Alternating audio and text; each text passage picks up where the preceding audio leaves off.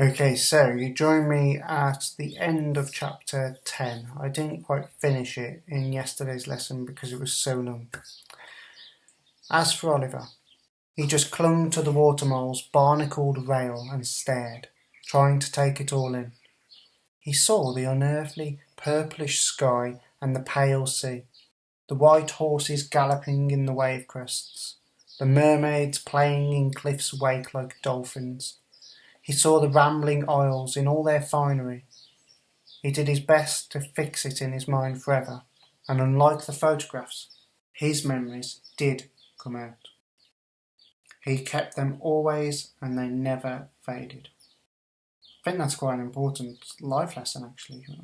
Lots of times when I go on holidays and I see amazing things, you look around and you see a lot of people taking pictures of those amazing things and not really looking at the amazing things.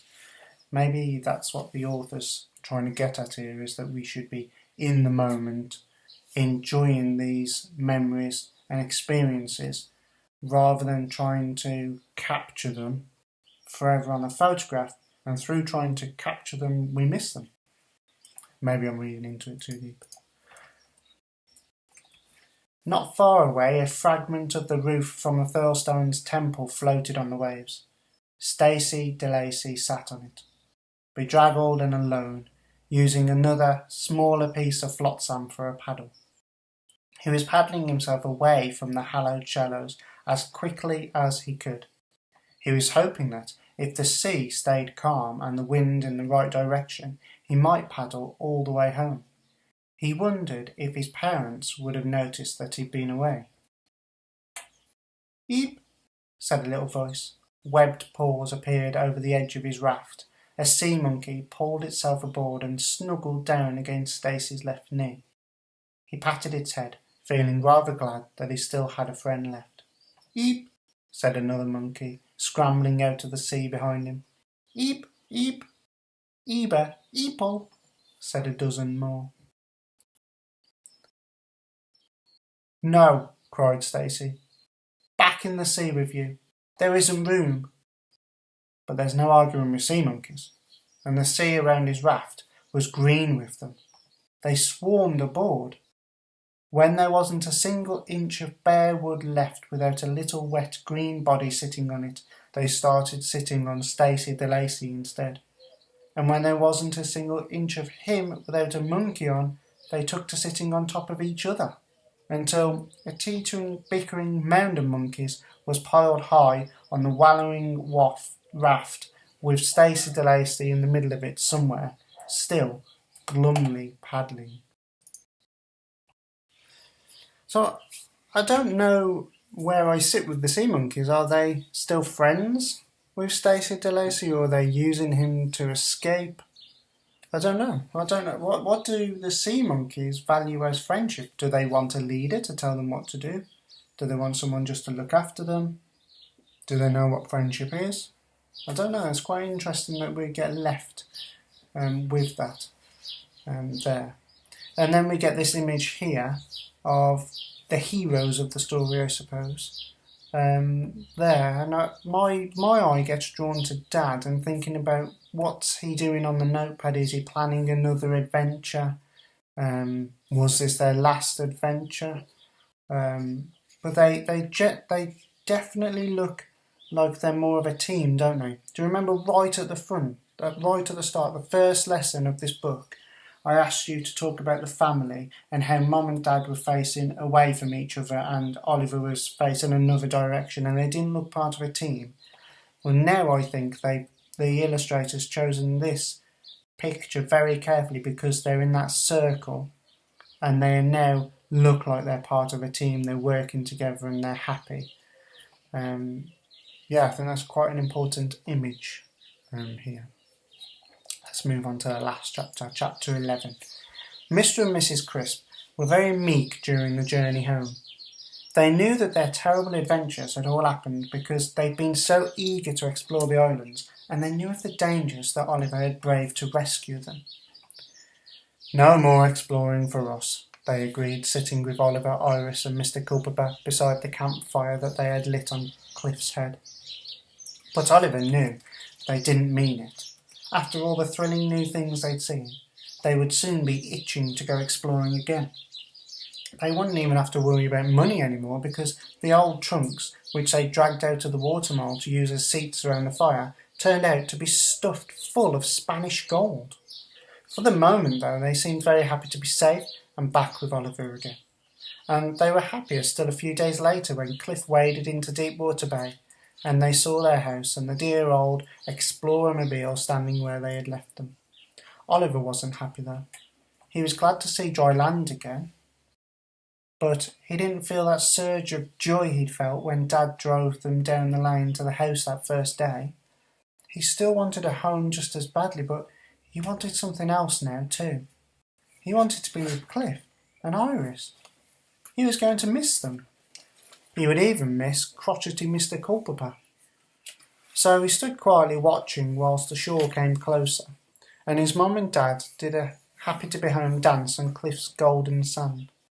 I just wonder there whether right at the start when Oliver came and saw that house and he was so happy for his bedroom and he's putting all his items out, why was he happy?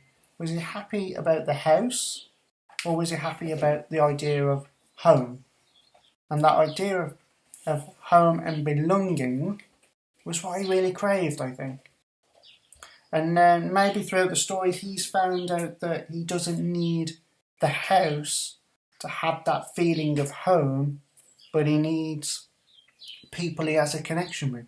The relationships and bonds that he's developed with Cliff and Iris and Mr. Culpeper. It's quite a big shift in his mindset, I think, there. And when they said, "Look, Ollie, it's our house, and aren't you glad to be back?" He nodded and said that he was, but Mr. and Mrs. Crisp could tell he wasn't, and they looked solemnly at one another.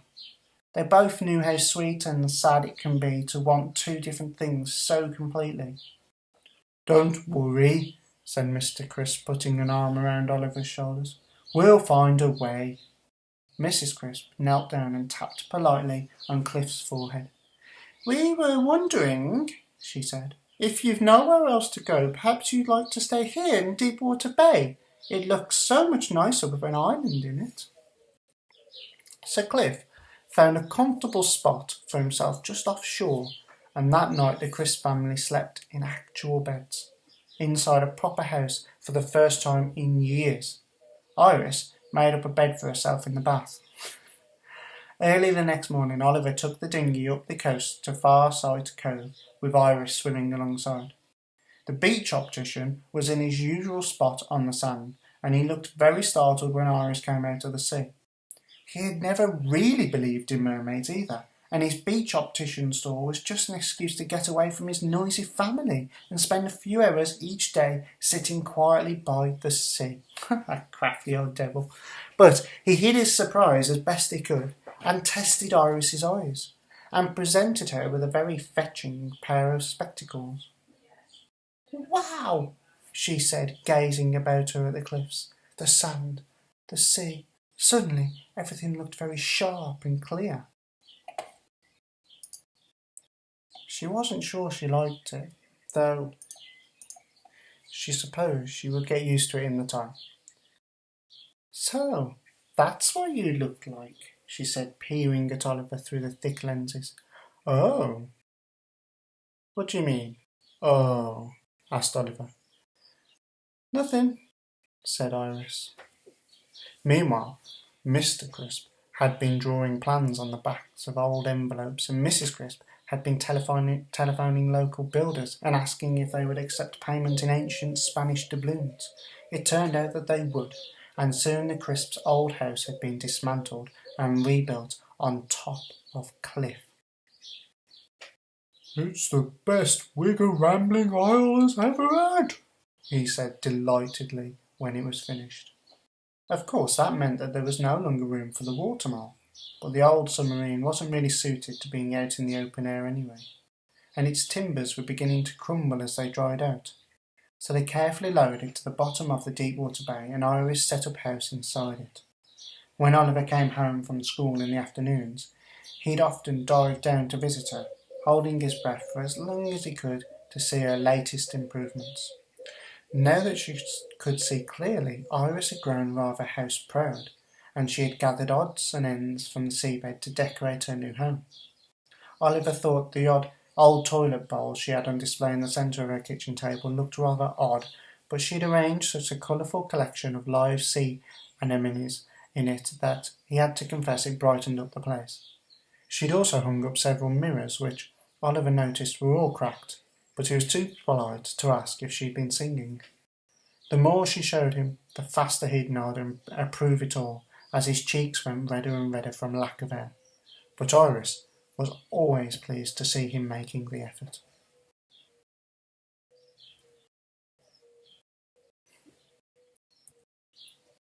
Even Mr. Culpeper stayed. He complained that the island was getting very built up, and he enjoyed telling other visiting birds that he could remember when it was all just rocks and grass, but he built himself a large raggedy nest on the roof just above Oliver's bedroom, and enjoyed waking Oliver up each morning by leaning down and shouting, "Time for school!" through the window. Oliver didn't mind though. He enjoyed school. Mr. and Mrs. Crisp had made a little bridge to link Cliff to the mainland, wide enough for the Explorer-mobile or the cars of visiting friends to drive across. But it isn't a permanent bridge. It can be folded back onto Cliff's shores whenever the Crisps want to remember that they really do live on an island. And sometimes, in Oliver's school holidays or on other days when they just feel like it, they say to Cliff, "This feels like an exploring day." Then they fold the bridge away, and Cliff wades off in search of strange seas and forgotten coves, with Mr. and Mrs. Crisp safe and snug in their own living room, Mr. Culpeper keeping watch from his nest, and Iris and Oliver riding on the beach. It is by far the most comfortable way to go exploring.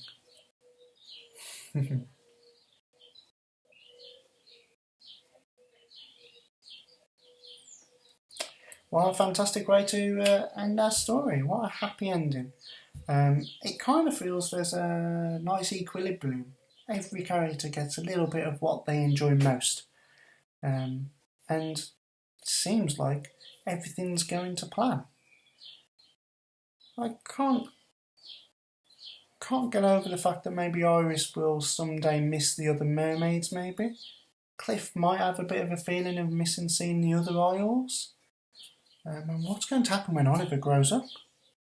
Will he need another island to live on? Or will he stay on this island? What a fantastic book. I really enjoyed it. Thank you for listening.